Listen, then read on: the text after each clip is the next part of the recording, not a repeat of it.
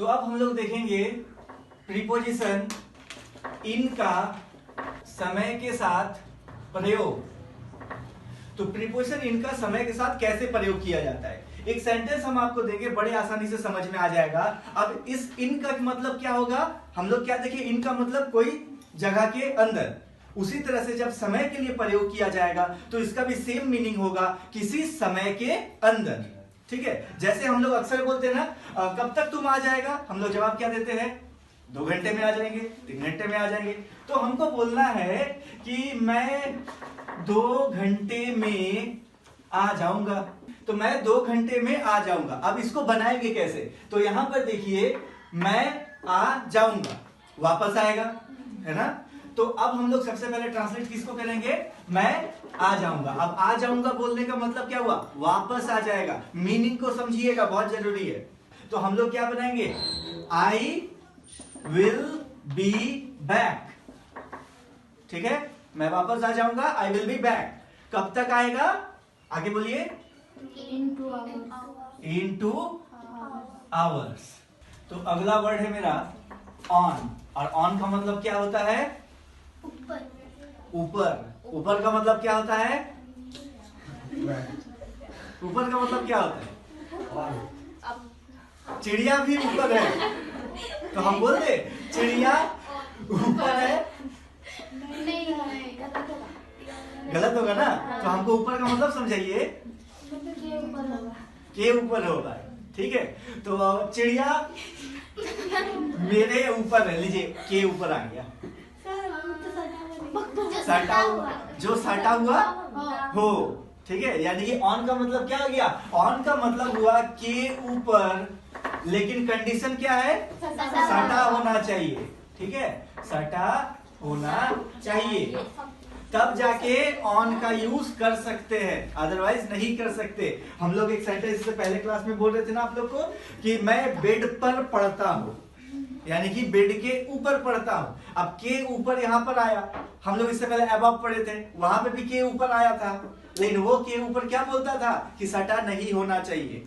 ठीक है, तो अगर आप लोग नहीं देखिएगा वीडियो, तो हम लोग का यूट्यूब में दिया हुआ है, आप लोग प्रीपोजिशन 1 का वीडियो देख सकते हैं। ठीक है, चलिए, हाँ पढ़े है ना, कॉन्ग्रेचुलेशन। हाँ छुड़ा हुआ है।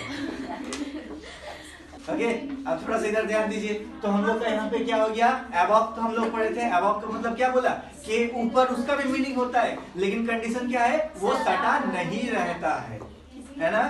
तो अगर हम बोल रहे हैं कि मैं बेड के ऊपर पढ़ रहा हूँ, तो अब इसका मतलब क्या है, बेड के ऊपर, बेड से सटा हुआ है या बेड के ऊपर है, सटा हुआ है ना, बेड के ऊपर तो, लेकिन सटा हुआ है। तब इस केस में हम लोग ऑन लगाएंगे। अगर हम बेड से ऊपर रहते लेकिन सटे हुए ना रहते, जो कि हो नहीं सकता, और अगर आप लगा दिए above, I am reading above my bed, तो उसका मतलब हो गया कि आप बेड से ऊपर उड़कर पढ़ रहे हैं। ठीक है, तो उड़ के तो पढ़ नहीं सकते, तो नीचे उतरते हैं, तो नीचे उतरेंगे तो हम लोग नीचे उतरेंगे तो हम लोग ऑन का प्रयोग करेंगे। ठीक है, तो अब हम लोग का सेंटेंस कैसा बनेगा, क्या है हम लोग का सेंटेंस, मैं बेड पर बोलने का मतलब बेड के ऊपर, और सटा भी हुआ है। ठीक है, तो मैं बेड पर पढ़ रहा हूं। तो पहले कैसे बनाएंगे, मेन पार्ट पकड़िए सेंटेंस का, मैं पढ़ रहा हूं, मैं पढ़ रहा हूं। तो क्या बनाएंगे हम लोग, मैं पढ़ रहा हूं, आई बोलते रहिए, रीडिंग, आई एम रीडिंग। हो गया यहां तक काम खत्म। अब हमको प्रीपोजिशन ऐड करना है, तो ये रहा मेरा प्रीपोजिशन। तो ऐड करके बताइए कैसे होगा, ऑन, आगे द बेड, तो I am reading on the bed. कितना इजी था।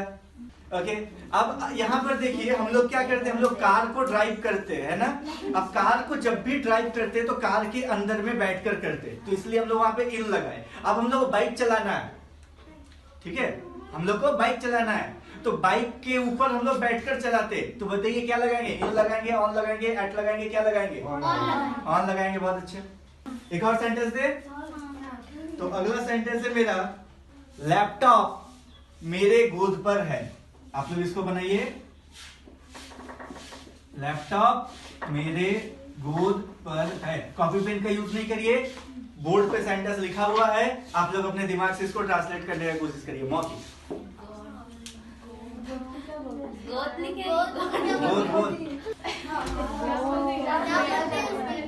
लैप, ये लैपटॉप का नाम इसीलिए लैपटॉप पड़ा क्योंकि ये गोद में आके बैठ जाता है। तो टॉप का मतलब क्या था? के ऊपर। लैप का मतलब क्या है? गोद गोद के ऊपर। इसका नाम क्या है? ये है डेस्कटॉप। तो टॉप का मतलब क्या हुआ? के ऊपर। डेस्क का मतलब क्या हुआ? बेंच। किसके ऊपर? टेबल के ऊपर, यानी डेस्क के ऊपर। गोद का मीनिंग क्या है? गोद का lap, laptop on the lap. Laptop बोलिए। Laptop on the lap. तो क्या हो गया मेरा सेंटेंस? लैपटॉप मेरे गोद पर है, laptop is on my lap. सही है ना? क्या सही है? मतलब सही तो बताए, आप लोग ऐसा बोल के हमको भी कंफ्यूज कर दे रहे हैं। लिख लिया सभी कोई? तो चलिए, अब तक जितना ही बताया कैसा लगा? मजा आया? नया नया चीज मिला? आगे बढ़े। तो हम लोग का अगला प्रीपोजिशन वर्ड क्या हो गया? ऑफ। अब इस ऑफ का मतलब क्या होता है? बड़े ध्यान से समझिएगा, क्योंकि इससे पहले क्लास में जब हम लोग रीडिंग कर रहे थे, वीडियो डाला हुआ है, वापस से जाके देख लीजिएगा अगर नहीं देखे।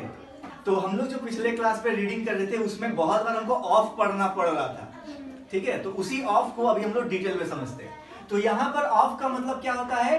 का, के या की। अब का के की बोलने का क्या मतलब है? का के की बोलने का मतलब है कि संबंध बनाएगा। अगर आप कभी भी का बोलिएगा तो वो अकेला का तो आएगा नहीं, ठीक है? वो किसी न किसी के साथ संबंध बनाते हुए आएगा। किस तरह से आएगा? जैसे मान लीजिए कि हम बोल दिए राम की बिल्ली, तो यहां पे देखिए की आया ना, और की जब आया तो राम का संबंध बिल्ली से बनाया। तो इस तरह से जब कभी भी का, के या की आएगा तो वो किसी न किसी के साथ संबंध बनाने का काम करता है, ठीक है? अब इस केस में हम लोग वाक्य को ट्रांसलेट कैसे करते हैं, बड़े ध्यान से समझिए। रीडिंग के क्लास में हम आपको बताए थे कि कभी भी अगर आपको ऑफ से पढ़ना है तो हम लोग कैसे पढ़ते? उल्टा पढ़ते हैं। तो जब कभी भी आपके बुक में या कहीं पे भी आप पढ़ाई कर रहे हैं और आपको ऑफ मिल जाए तो ऑफ के बाद क्या लिखा है वहां से स्टार्ट करिएगा, ठीक है? तो अभी हम लोग ऑफ के बाद क्या लिखा है? तो सबसे पहले हम लोग क्या लिखेंगे? बिल्ली को, तो हम लोग लिख दिए अ कैट, ठीक है? उसके बाद क्या लिखना है? ऑफ लिखना है, तो 2 नंबर पे हम लोग लिख दिए ऑफ। उसके बाद क्या लिखना है? राम लिखना है, तो राम को हम लोग लास्ट में डाल दिए राम। मेरा सेंटेंस कैसा बना? द नहीं, अ कैट ऑफ राम, इस तरह से बना है ना। और जब हम लोग इसको फिर से हिंदी में पढ़ेंगे तो फिर से उल्टा पढ़ेंगे। क्या बोलेंगे? राम की बिल्ली। देखा ना उल्टा कितना इजी पड़ा?